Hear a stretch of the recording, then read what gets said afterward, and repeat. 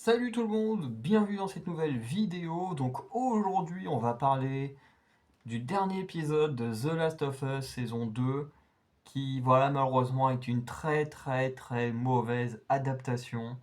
Voilà, je vais pas revenir sur un des commentaires que j'ai eu la semaine dernière, j'ai répondu à ce commentaire par l'écrit. Voilà, mais pour quelqu'un qui disait que l'épisode était parfait, sauf que non, une compilation de flashbacks ne fait pas un épisode parfait. Et un flashback doit être utilisé de manière intelligente pour apporter quelque chose à ton récit dans le présent et surtout doit être connecté à ce dernier. Voilà, tu dois pas faire ton flashback 3, 4 épisodes après ce qui est censé être raconté dans le présent ou quoi que ce soit. Bref. Donc voilà, je vais plus détailler à l'écrit ce que j'avais à dire. Donc aujourd'hui, on revient sur cet épisode. On va faire comme d'habitude. Voilà, pour moi, une des plus grosses déceptions de l'année. Alors, je pense pas que ce soit la pire série que je verrai cette année. Parce que voilà, je pense que cette année, je vais quand même découvrir pas mal d'autres séries pendant le temps qui reste de l'année. Donc encore 6 bons mois, enfin 7 bons mois même. Donc voilà. Et il y aura sûrement pire en termes de série, c'est pas non plus la pire qui existe, mais en termes d'adaptation, bah oui, il faut le dire, The Last of Us saison 2, c'est l'une des pires adaptations d'un jeu vidéo.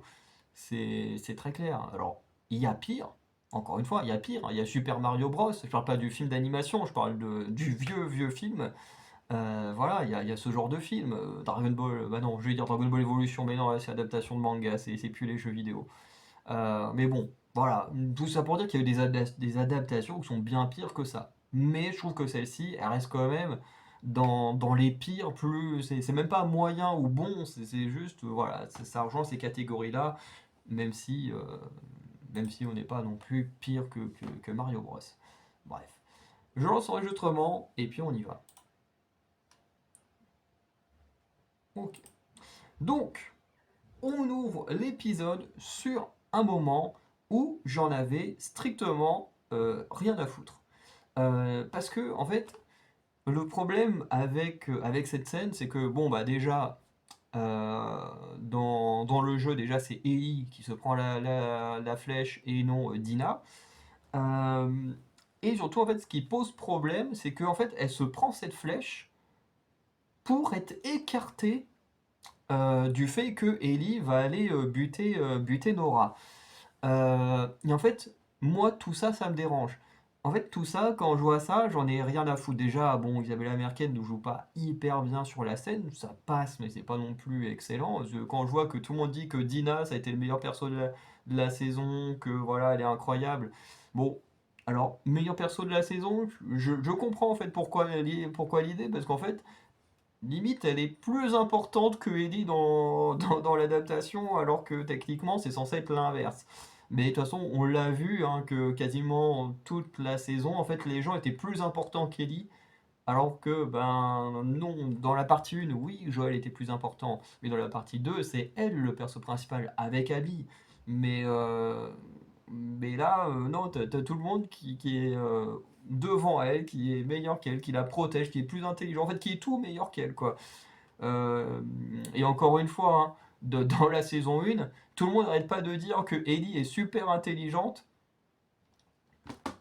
À quel moment on l'a vu être intelligente dans cette série? Mais vraiment, elle arrive à rien. Si elle est toute seule, elle n'arrive à rien. Et même quand elle est avec les autres, elle arrive à rien. Parce que bah, du coup, les autres, ils font à sa place, les autres sont plus malins, les autres sont plus intelligents, les autres sont plus forts, les autres sont tout meilleurs qu'elle. Et tu te dis, pendant tout le long de la saison 1, tout le monde est en train de la bousser en mode oh, t'es trop intelligent, t'es trop machin. Et en fait, bah, tu te rends compte que non, en fait, elle est rien du tout, en fait. Donc c'est chaud quand c'est l'héroïne de ton show. Bref. Et comme je disais, en fait, le fait que Dina se soit pris cette flèche, c'est pour l'écarter du fait que bah, Kelly doit aller se tuer Nora toute seule, comme dans le jeu. Sauf que, ben, en fait, c'est débile. C'est débile parce qu'en fait, la série a déjà une raison de d'écarter Dina de la vengeance à l'hôpital. Elle est enceinte. Faut le rappeler, elle est enceinte. Au bout d'un moment, faut juste arrêter de vouloir créer des personnages féminins badass qui en plus ne le sont pas, parce que là, en fait, Dina, elle est même pas badass, elle est juste stupide. Elle est stupide. Je veux dire, elle a un putain de bébé et puis elle va aller buter plein de gens. Ça n'a aucun sens. Genre, la seule chose qu'elle va faire, c'est perdre son bébé et voire même mourir avec. Enfin, c'est juste débile ce qu'elle fait. Au moins, dans le jeu vidéo, c'était intelligent. Dès qu'Ellie était au courant que Dina était enceinte, elle lui dit, voilà, c'est bon, c'est pas possible que tu te mettes en danger, tu restes au théâtre et moi je fais les choses. Et au moins, ben, dans le jeu, il y a une vraie raison pour laquelle Dina est écartée bah, des dangers, des affrontements avec les adversaires et tout ça. Il y a une vraie logique, et cette logique, c'est qu'elle est enceinte. Ici, elle n'est pas écartée parce qu'elle veut faire attention à son bébé, non, elle est écartée parce qu'elle se prend une flèche dans la jambe. Voilà, et qu'elle est blessée. Et en plus, elle ose dire, oui, faut pas que je meure, faut pas que je meure. Sauf que au bout d'un moment, tu croyais qu'il allait se passer quoi une fois que tu allais être à l'hôpital avec des dizaines et des dizaines de wolves dans tout l'hôpital. D'ailleurs, tu sais même pas comment Ellie a réussi à aller jusqu'à Nora sans affronter personne. Parce que dans le jeu, c'est quasiment impossible d'arriver jusqu'à Nora sans affronter des gens, tellement ils sont nombreux. Mais, euh, mais non, en fait, le personnage est juste stupide, quoi. Donc, moi, je suis désolé, mais quand elle est là en train de souffrir, machin, mais j'en ai rien à faire. J'en ai rien à faire. Je suis en train de me dire, mais en fait, si tu pensais à ton gosse, bah, tu te le serais pas pris cette flèche dans la jambe. Voilà. Donc, juste envie de me dire, en fait, c'est bien fait, quoi. Bon, ensuite, il y a Ellie qui arrive, et là, ben, en fait, on essaye de copier le jeu, sauf que ça marche pas de copier le jeu. Parce que on se retrouve avec cette scène bah, qui est dans le jeu, qui est très marquante, où Ellie bah, revient après avoir tué Nora, et puis justement qu'elle a son t-shirt et qu'on voit qu'elle a plein de blessures dans le dos. Le truc, c'est que dans le jeu vidéo, ça fait sens qu'elle ait autant de bleus, de blessures, de coupures et tout ça. Ça fait sens parce que elle a vécu énormément de choses pendant toute la journée. Elle a affronté des infectés, elle a affronté des wolves. Il y a même un moment donné où elle affronte à la fois des wolves et des infectés, juste avant justement de choper Nora dans l'hôpital. Elle affronte aussi des wolves, puisque sur la route pour aller à l'hôpital, elle tombe dans un petit parc là où il y a les wolves. Et c'est là où techniquement elle se prend la flèche que Dina s'est pris la dernière fois. Enfin, dans l'épisode précédent. Donc, bref, la meuf, elle a pris énormément dans la tronche. Donc voilà, donc c'est logique que son dos soit totalement meurtri, soit dégueulasse, rempli de bleus, de coupures, de machin. C'est logique. Ici, ça n'a aucun sens. Parce que ici, bah, tout ce qui lui arrivait, c'est que des rôdeurs l'ont fait tomber par terre, et c'est tout. Parce qu'en fait, elle n'a pas affronté de Wolf, elle a pas affronté de Séraphite, il y a juste des rôdeurs qui l'ont foutu par terre pour lui mordre le ventre, et puis c'est tout. C'est-à-dire que la meuf, elle a le dos qui est rempli de bleus, rempli de blessures, alors qu'en fait, bah, elle n'a absolument rien fait, elle a absolument combattu personne quasiment. Parce que bon, bah, les rôdeurs, en plus, elle a quasiment rien foutu parce que c'est Jessie qui a fait le boulot. Donc tu dis en fait, l'état de son dos, n'est pas logique dans la série. Encore, elle aurait deux trois bleus parce que bon bah allez hop, les rôdeurs ils l'ont foutu par terre, machin. Bon, qu'elle ait deux trois bleus par sa chute, ok, mais là quand tu vois l'état de son dos pour ce qu'elle a subi, c'est totalement abusé. C'est totalement abusé. Alors que la Ellie du jeu, bah ça faisait sens parce elle subissait énormément, énormément. Mais bon. Voilà, ils ont juste voulu reprendre une scène iconique du jeu, sauf que, bah, encore une fois, ça ne fonctionne pas parce que le but quand tu fais une adaptation, c'est pas juste de reprendre des scènes iconiques pour reprendre des scènes iconiques, c'est aussi d'avoir une logique avec ton show. C'est-à-dire que là, quand dans ton show, t'as quasiment pas d'infectés, il y a quasiment pas de combat, il y a quasiment pas d'action comparé au jeu, bah tu peux pas faire que ton héroïne soit dans le même état que le personnage du jeu. Ou le personnage du jeu, lui, il vit plein de scènes d'action, vit plein de combats, et du coup, bah, c'est logique qu'il soit plus, plus en mauvais état que là. Et là, tu te dis, elle fait juste une chute par les rôdeurs, voilà, et il lui bouffe un peu loin. Limite, elle devrait plus avoir ces blessures-là sur le ventre que dans le dos, quoi. Euh, Bref, moi, si j'avais été eux, OK, j'aurais fait deux trois blessures histoire de reprendre la scène, mais j'en aurais pas fait autant que dans le jeu, parce que, bah, le perso ne vit pas autant de choses que dans le jeu. Bref. Donc la scène ne fonctionne pas, même si c'est cool de la voir, mais elle fonctionne pas. Et surtout, cette scène-là rend la saison 3 totalement inutile. Alors, déjà, la scène d'intro de la série rendait la saison 3 inutile, enfin plutôt le début de la saison. Mais alors là, c'est pareil, on t'en rajoute une couche pour te dire en fait, la saison 3, bah, en fait, on s'en bat les couilles. Parce que, pour rappel, la saison 3, c'est la partie d'Abby. Et la partie d'Abby, quand tu es dans le jeu vidéo, quand tu commences avec elle, il y a encore énormément de zones de flou.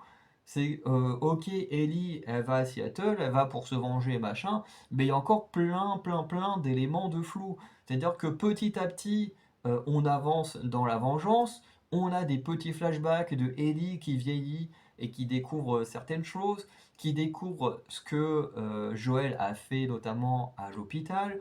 Quand elle fait face à Nora, justement, Nora mentionne aussi ce qui s'est passé à l'hôpital et tout ça, mais à zéro moment, on nous spoil les motivations d'Abby. Je veux dire, on est sur la partie d'Ellie, donc on développe les motivations, la relation avec Joël et tout, et également, bah, qu'est-ce qui fait que Joël soit mort, mais sans trop en dire non plus. Voilà, et du coup, toutes ces choses-là, tu le découvres dans la partie d'habit. Donc dans la partie d'habit, tu commences, je sais même plus quand c'est quand, parce que moi je... Non, j'en suis pas encore à la partie d'habit, là. Moi j'en suis quand ils vont pour tuer Mel et Owen. Donc en gros là, ce qu'on a vu dans l'épisode, moi c'est ce que je suis censé jouer quand je vais me remettre au jeu. Mais comment dire euh, euh, Mince, je me suis perdu. Je me suis perdu dans ce que je voulais dire. Oui, dans la partie d'Abby, du coup, t'as une partie où tu la vois enfant, enfin très jeune avec son père, et puis ben du coup, petit à petit, tu développes un petit peu leur relation, tu apprends, t'as des petits flashbacks justement avec le père d'Abby à l'hôpital, juste avant que Joël tue absolument tout le monde, et du coup là, tu comprends. Tu comprends parce que tu es avec Abby, tu vois sa version de l'histoire à elle, et tu vois que c'est son père qui a été tué, que du coup elle a été vengée enfin elle est partie pour venger son père. Or, ici, dans la série télé, tu te dis, mais en fait, pourquoi en fait, pourquoi on a tout spoilé maintenant? Parce que ok, la partie d'Abby, elle va quand même être sympa parce que bah t'as toute la rédemption d'Abby. Alors oui, c'est ici elle apparaissait comme la méchante, mais dans la partie d'après, on va avoir toute sa rédemption avec Lev, Yara et tout ça.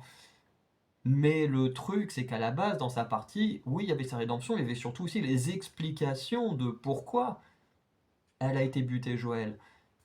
Et bah, le problème qu'on a, c'est qu'ici, bah, on connaît déjà, genre dès le début de la série, quand Abby elle te dit ouais, je vais faire souffrir pour venger mon père, bon bah ok, bon déjà tu dis ça, ça commence mal. Quand ici, Ellie elle raconte à Dina que oui, Joël avait buté le père d'Abby, bon bah à nouveau tu te dis ok, mais tout ça on est censé le raconter avec Abby. Donc du coup, vous allez vous faire quoi? Vous allez être tellement bête que vous allez, avec Abby, nous réexpliquer ces choses-là, comme si on était stupide, qu'on l'avait pas déjà compris, parce que vous l'avez déjà dit deux fois dans la saison 2. Enfin bref, je comprends pas, je comprends pas je sais pas qui est au scénario, mais franchement, faut le virer, hein, faut le virer, franchement, parce que pour aussi mal adapter un scénario, c'est que franchement, la personne ne mérite pas de continuer à faire des scénarios. Mais bon, scène, voilà, qui est totalement inutile. Donc bon, ensuite, Jesse et Ellie vont partir en quête de retrouver Tommy. Donc voilà. De mémoire, je sais plus dans le jeu comment ça se passe, parce que cette scène-là, je l'ai pas encore jouée. Non, je l'ai pas encore jouée. Bon, là on a une petite scène où Ellie, pour une fois, est sympa et s'excuse, voilà, d'être une connasse, voilà, très clairement. Bon, on a Jesse qui a totalement compris par rapport aux mots de Dina que voilà, que Dina était enceinte, que c'était lui le père et tout. Voilà, et bon, bah, en fait, tout ça, en fait, ce qui est dommage, c'est que tout ça est fait pour te donner de la pitié. Enfin, on sait ce qui se passe à la fin de l'épisode, mais tout ça est fait pour donner de la consistance à, à Jesse juste avant sa mort. Et il y a un côté où je trouve que ça marche, parce que Jesse est vraiment cool dans la série. Et en même temps, bah, en fait, on l'a tellement peu vu, bah, qu'en fait, moi je trouve que sa mort, en fait, elle est pas aussi ouf que dans le jeu. C'est-à-dire que elle est faite exactement de la même manière, mais dans le jeu, bah, comme le jeu est plus long, plus étendu, donc les parties où les persos sont ensemble sont beaucoup plus cool. Déjà, notamment dans le jeu, tu as une vraie scène de survie avec la bagnole et tout, qui est totalement incroyable et tout, qui est hyper stressante avec Ellie et Jesse, qui n'existe pas ici. Donc voilà, je trouve ça, euh, je trouve ça dommage parce qu'il manque des trucs qui auraient été hyper intéressants et qu'on n'a pas ici. Et, euh, et comment dire, ouais, voilà, il manque des choses qui auraient été plus intéressantes pour mettre un peu plus Jesse en avant et là on l'a pas assez fait parce que bah, les rares fois on a vu Jesse avant c'était pour que Ellie lui parle comme un chien et voilà donc c'est un peu dommage même si là il a pris du poil de la bête il se laisse plus faire le garçon. Donc voilà, scène plutôt sympa, voilà. Alors ça j'aime bien, parce que ça c'est clairement un avant-goût de la partie avec Abby. Voilà, pour ceux qui ont joué au jeu, vous voyez très très bien de quel genre de scène je parle, et en vrai j'ai assez hâte de les voir. Parce que je pense que s'ils les mettent dans le jeu, enfin je veux dire, si tu nous montres ça dans le décor, et que dans la prochaine saison on n'a pas une scène où Abby le traverse avec Lev là, franchement, je serais hyper déçu parce que franchement, ça peut donner des plans absolument extraordinaires. En plus, moi, en général, les plans de hauteur où tu vois le vide en dessous, ça me donne mal au ventre. Donc, justement, si tu me fais ressentir ce genre de choses et tout, déjà, tu gagnes des points parce que bah, du coup, tu me fais ressentir des choses. C'est extrêmement rare dans cette série, à part du dégoût parce que c'est mauvais, mais pouvoir ressentir d'autres choses, c'est plutôt sympa. Mais techniquement, il y a des scènes avec Abby et Lef où ils traversent des trucs comme ça là, en hauteur, c'est assez stressant. Mais voilà, donc on voit un peu déjà des petits avant-goûts de la suite qui j'espère sera sympa. Donc voilà, donc ils avancent. Là, pareil, c'est n'importe quoi.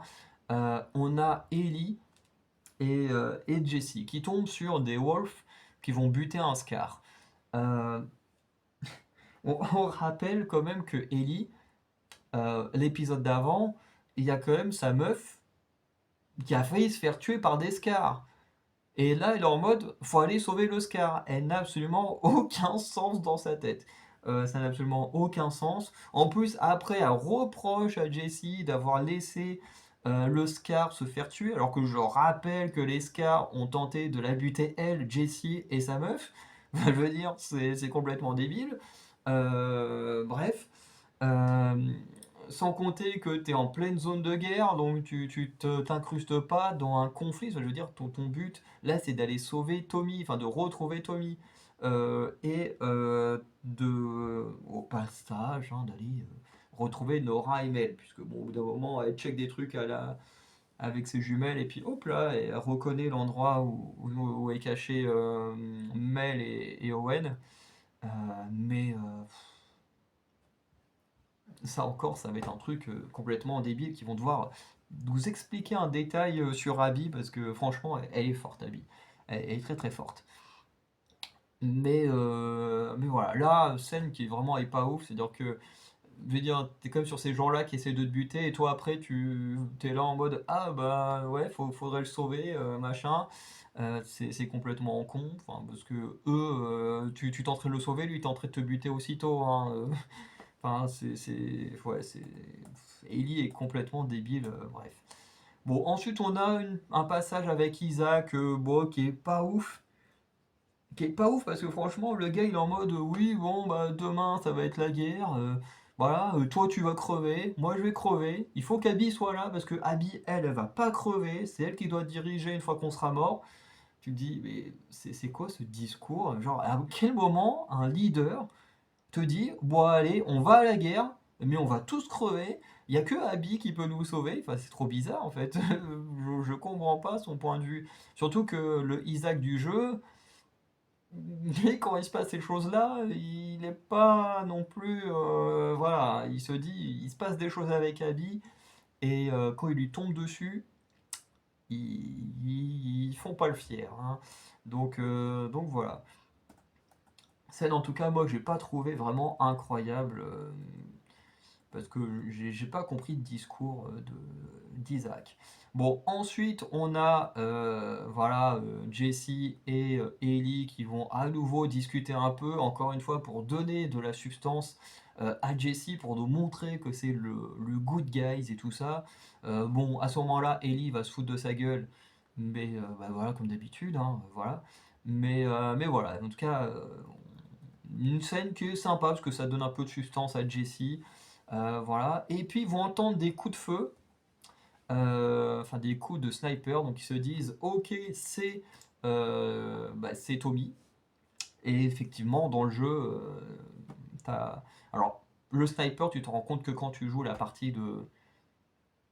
d'Abby, où là tu subis le sniper, et je peux vous dire que Tommy est un excellent sniper.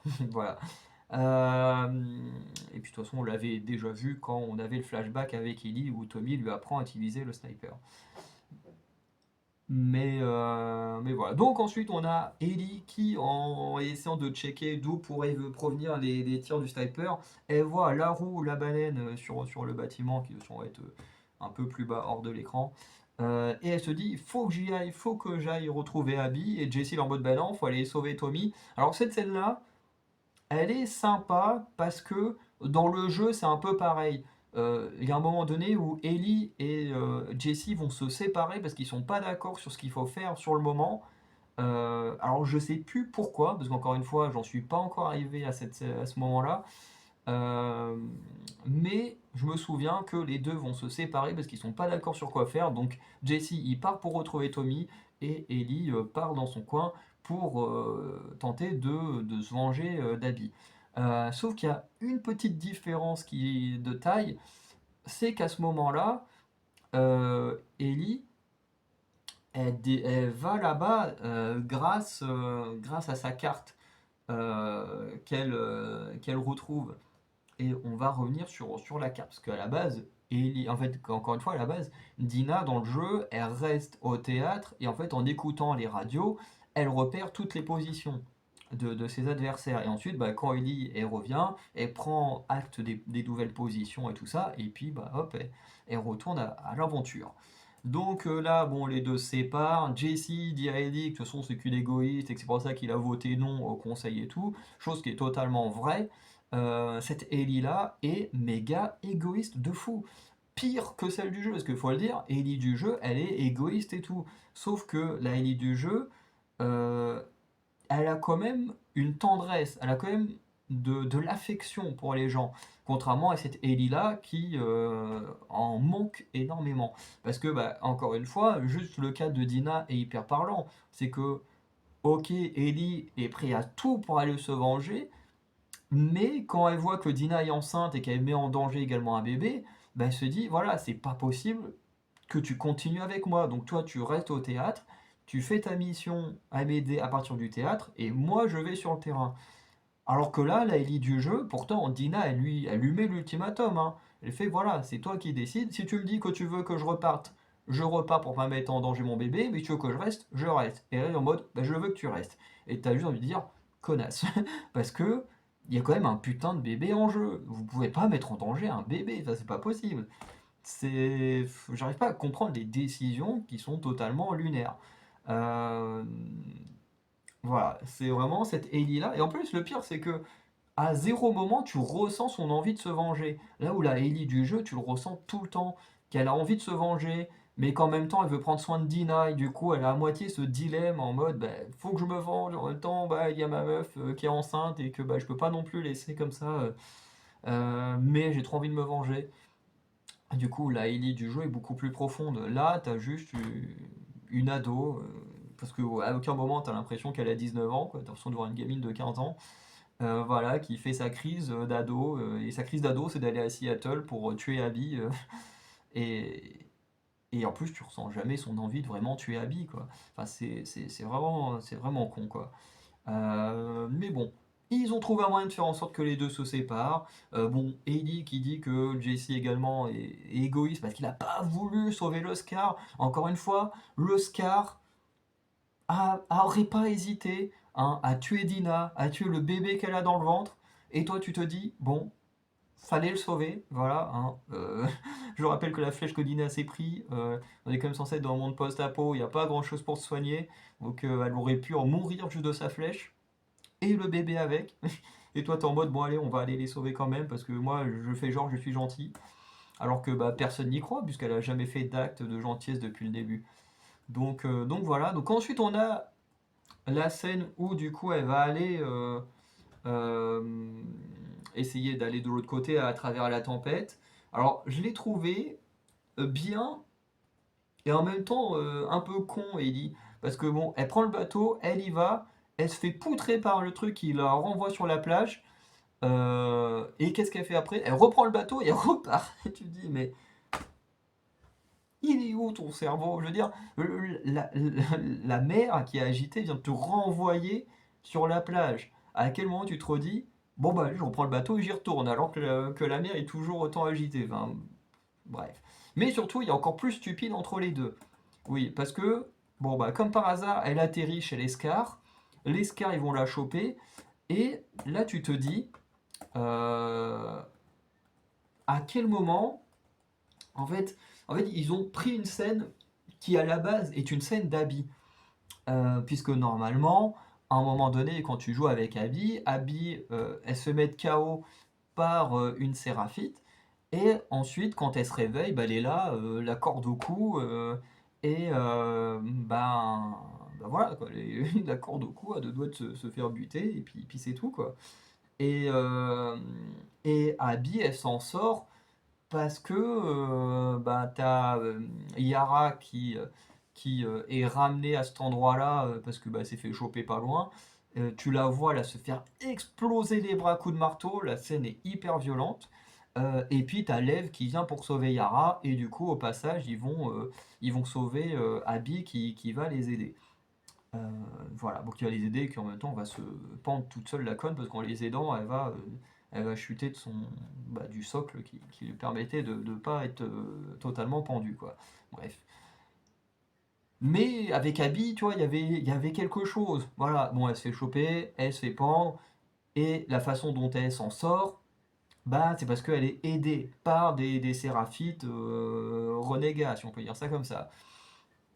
Là où ici, tout est. Bah, en fait, tout n'a aucun sens. Parce qu'en fait, elle arrive là, elle se fait pendre, t'entends que c'est la guerre. Du coup, ils sont en mode on a une meuf qui ressemble au Wolf. Qui n'est pas forcément une Wolf, mais qui est armée comme les Wolves et tout ça, avec des armes à feu et tout. Et leur réflexion, c'est bon, c'est la guerre, il y a du bruit au village, on la laisse. C'est c'est débile. Il n'y a pas plus débile que cette décision d'Escar. C'est n'importe quoi. C'est. T'as une putain d'ennemie. Tu ne sais même pas si elle fait partie des Wolves. Tu sais même pas si elle fait partie d'une autre faction. Tu sais pas d'où elle sort. Mais elle est armée comme les Wolves. Tu la pends. Et 2 secondes après, tu te dis bon, bah, comme il y a du bruit au village, on la laisse. Ça n'a pas de sens. Au bout d'un moment, les vrais Scars, ceux du jeu, ils l'auraient laissé pendu si c'était arrivé. Je se serais dit, bon bah allez hop, j'attache la corde à un truc et on la laisse se pendre. Voilà, ok, on n'a pas le temps d'ouvrir le ventre, mais on la laisse se faire pendre, et puis c'est tout. Les vrais Scars, c'est ce qu'ils auraient fait. Mais là, ça n'a aucun sens. Ça n'a aucun sens qu'un ennemi ou un potentiel ennemi rentre sur ton territoire, que tu le laisses vivre. Enfin, en plus, tu dis, t'es en zone de guerre, donc en plus, elle pourrait profiter de cette guerre pour vous poutrer, quoi. Donc, Vraiment, zéro intelligence. Puis elle qui retourne dans l'eau, toujours autant agitée, enfin pareil, ça fait pas sens du tout. Parce que dans le jeu, effectivement, Ellie a fait pareil. Elle prend sa barque, elle va dans l'eau, la mer retourne sa barque et du coup, bah, elle continue à la nage du mieux qu'elle peut, quoi. Voilà, elle se fait pas atterrir sur une plage de Scar ou on ne sait quoi. Enfin, voilà. Donc ensuite, Ellie, elle arrive ici. On a plein de petits détails quand même qui teasent la saison 3 puisque ben, quand tu vois cette table-là, que tu as joué au jeu, tu sais très bien à quoi ça fait référence. Quand t'as pas joué au jeu, bon, tu ne sais pas, mais quand tu y as joué, tu sais à quoi ça fait référence, donc je ne spoilerai pas. Malheureusement, Alice n'est pas dans le jeu, enfin n'est pas dans la série. Donc Alice est le sorte de berger allemand, enfin je pense que ça doit être une sorte de berger ou un truc comme ça, fait partie de l'équipe d'Abby, hein. Après qui il appartient précisément, je sais pas. Euh, Parce que techniquement, une des spécificités de Seattle, c'est que les Wolves chassent avec des chiens. Et chose qu'on n'a absolument pas vue dans la série. Et ce qui est dommage, parce que c'est ce qui les différencie de Jackson, parce que quand tu regardes les deux camps, ils se battent de la même manière. Donc la spécificité des Wolves, c'était d'avoir des chiens. Et là, bah ils ont pas de chiens.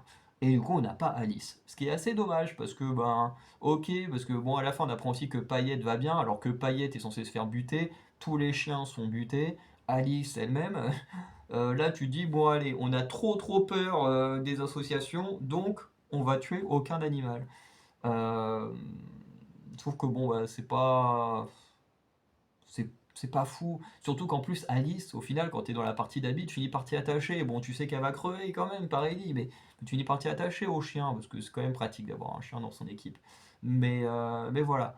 Et bon, bah, voilà, je trouve que c'est dommage. Voilà, on n'a pas la partie d'Alice, mais voilà. Et ensuite, on a la scène avec Owen et Nora. Et là, mais c'était nul. Alors déjà, attends, faut vérifier un truc. Attends.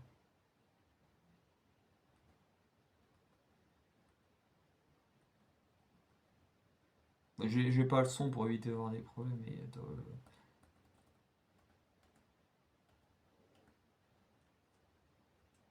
bon, déjà, l'acting, encore une fois, il est vraiment pas fou.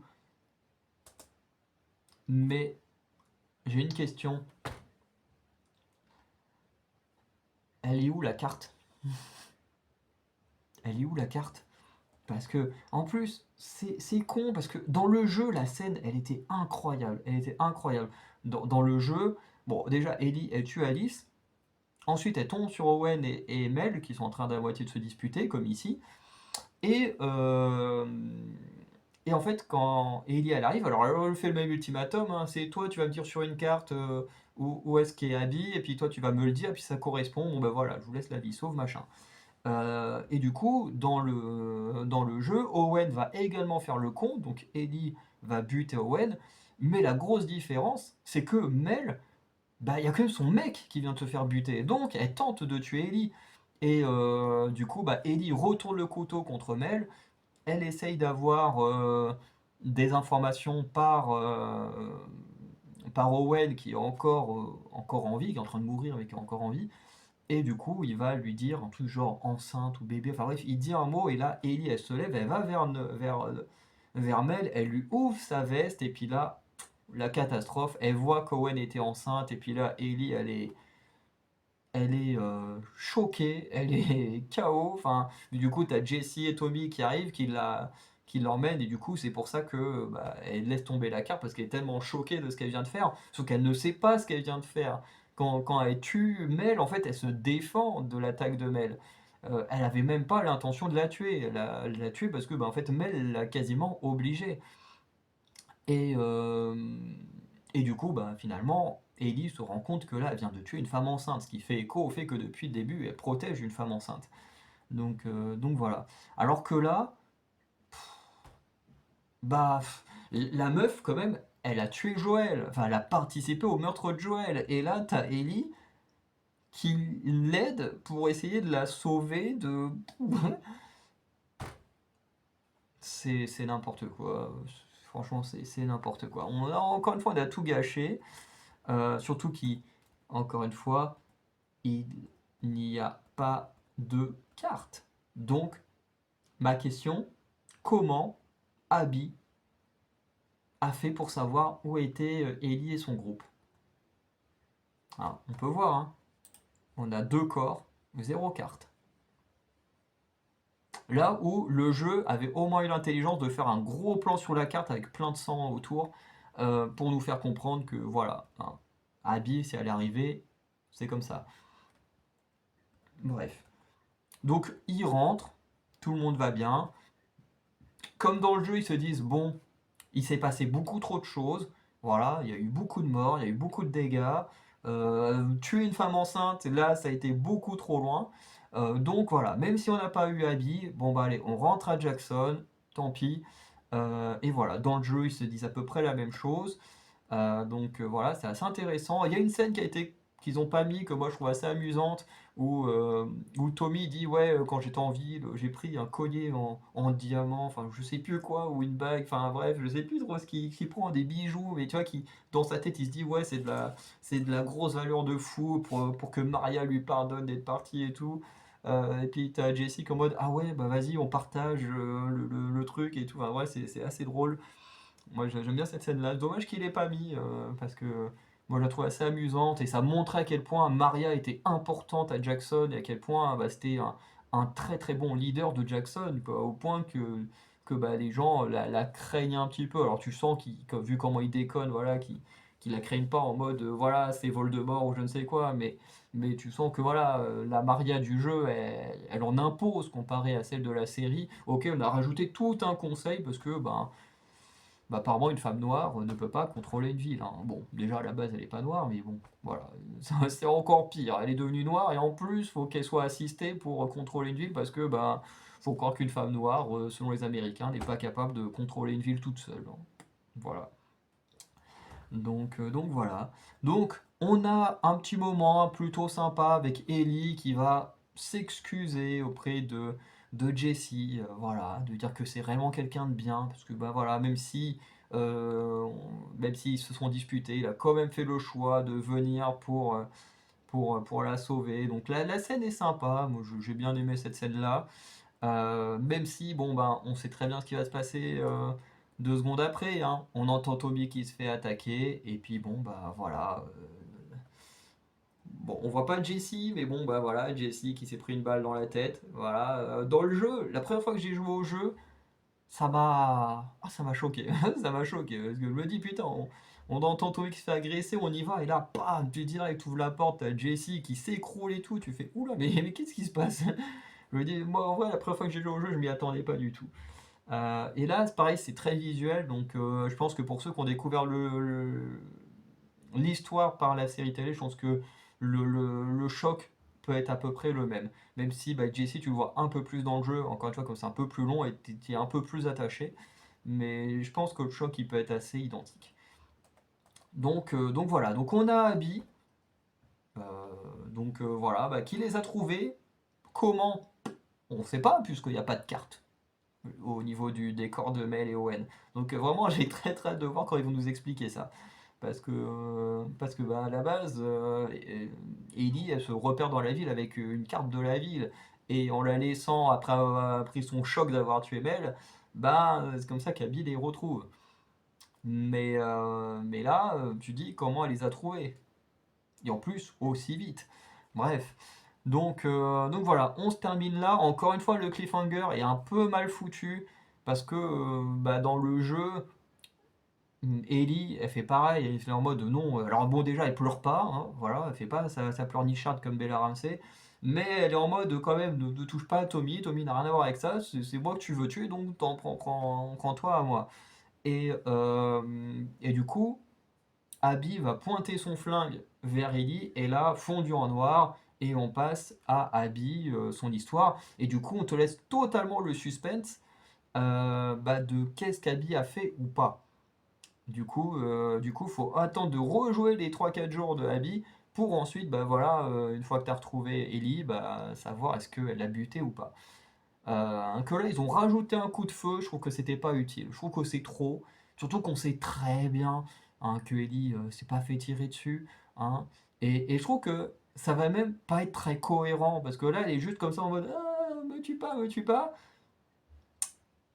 Et alors que la Ellie du jeu avait la tête froide, je veux dire, elle était vraiment concentrée. Et justement, au moment où Abby a l'intention de tirer, elle lui lance un truc et du coup, elle arrive à s'enfuir. Ce que là, tu te dis à quel moment tu la vois en train de pleurnicher et que tu te dis 2 secondes après, elle a eu le temps de prendre un truc et le jeter sur Abby. Ouais, je sais pas. Ou à moins que là, ils ont fait réadaptation, on tue Ellie et puis hop, Abby elle a gagné et puis allez hop, c'est bon.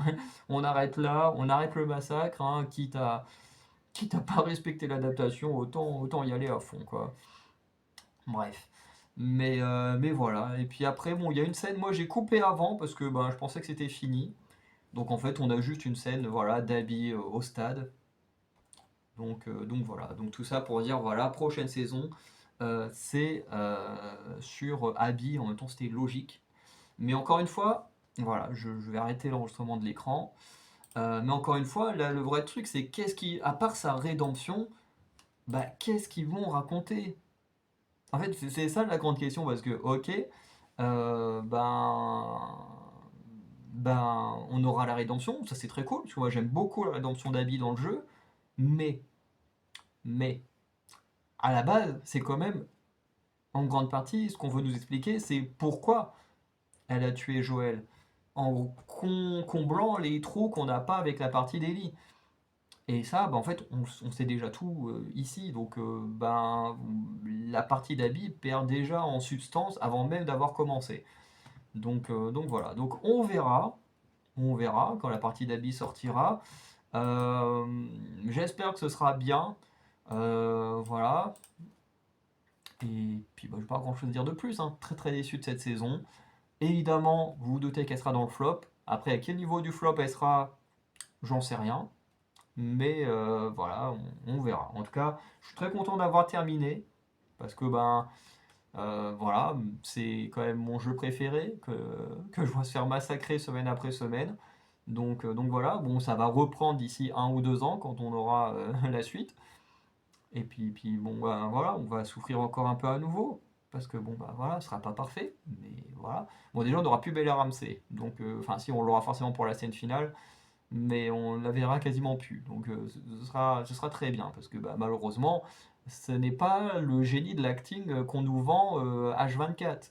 Bah, alors de très très loin, franchement, je crois que les gens qui disent que Bella Ramsey est une actrice incroyable, je pense que vous ne savez pas c'est quoi une bonne actrice, ou alors vous avez jamais vu de film ou de série avant, parce que pour dire, je sais pas, que cette meuf-là, elle a le même niveau qu'une Anna Taylor-Joy, qu'une Elle Fanning, qu'une Dakota Fanning, que des meufs de ce calibre-là, pour prendre des actrices d'à peu près le même âge.